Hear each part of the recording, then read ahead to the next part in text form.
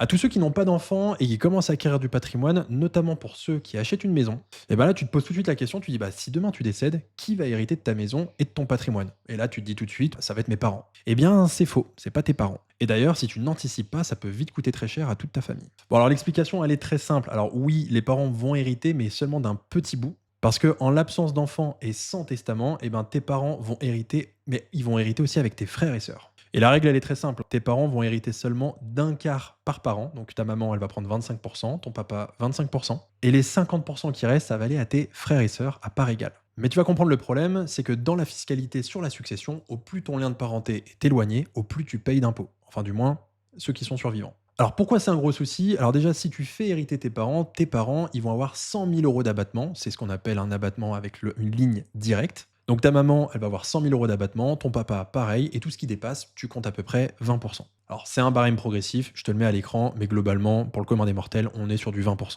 Par contre, quand tu vas faire hériter tes frères et sœurs, eux, c'est pas 100 000 € d'abattement, c'est 15 000 € d'abattement. Et puis là, on a aussi deux tranches, une tranche à 35% jusqu'à 24 000 €. Tout ce qui dépasse 24 000 €, c'est 45% d'impôt.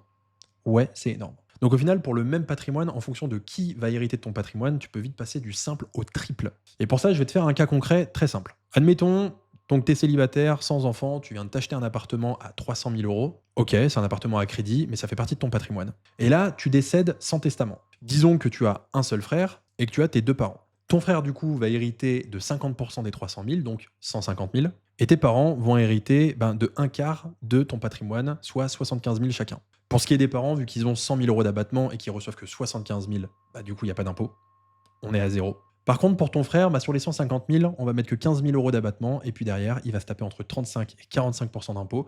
On va être globalement aux alentours des 60 000 euros. Alors que si tu avais fait un testament et que tu avais désigné uniquement tes parents, et tes parents héritent de 300 000 euros. Ils auraient du coup chacun 100 000 € d'abattement. Donc sur 300 000 euros, moins 100 000 fois 2, donc il n'y a plus que 100 000 à taxer. 100 000 euros, quand on le fait rentrer dans les tranches que tu as vues, ça fait 18 000 € d'impôt. Donc ouais, tu vois la différence, juste avec un bout de papier qui est ce qu'on appelle un testament, tu passes de 60 000 € d'impôt à 18 000 € d'impôt sur la succession. Donc oui, dans la suite logique des choses, on n'est pas censé partir avant ses parents, mais ça peut toujours arriver et c'est toujours bien de l'anticiper. Donc évidemment, je vous invite à faire un bilan là-dessus, à vous projeter sur qui va hériter de votre patrimoine, combien ça va coûter et de mettre les bonnes actions en place. Et ça tombe bien parce que ce bilan, tu peux le faire en cliquant avec le lien en description de mon profil.